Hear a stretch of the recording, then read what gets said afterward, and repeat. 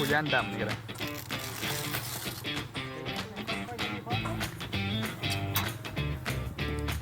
แทนโอ้มีน้ำ พามากับเจ้านี่แหละ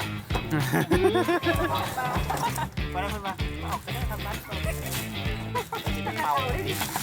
เป่าจะกับเป่าแล้ว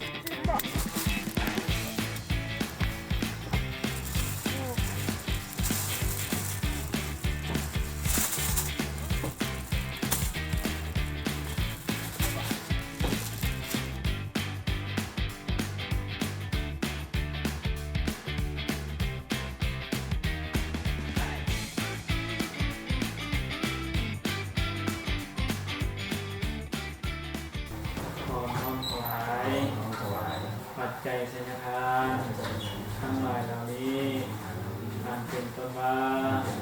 ผู้สังฆทานน้ำดื่มขีลนะยาปัวขญาดอกไม้ทุกเทียนทั้งหลายเหล่านี้ได้แก่พระสงฆ์ขอน้อมนิมนต์จงนับแล้วขอน้อยขอประโยชน์และความสุขความเจริญศีลเจริญธรรมเจริญบารมีเกิดสติเกิดปัญญาเจริญรุ่งเรืองยิ่งขึ้นไปสาธุสาธุอนุโมทามิ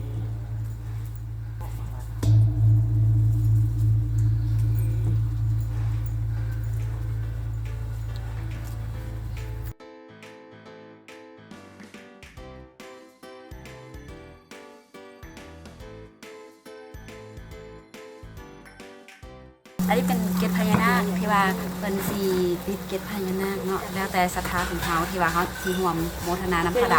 ก็สามารถเขียนซื้อเฮาครอบครัวซื้อหนีเนาะแล้วก็โมทนาน้ำได้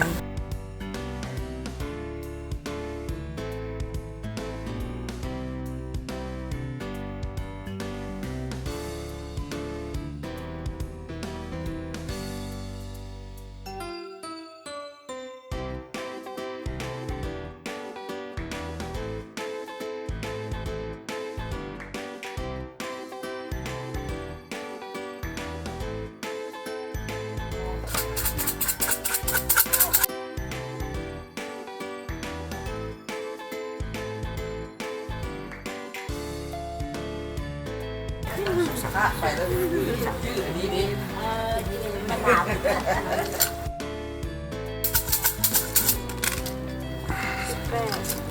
สมบัติคมค่ะ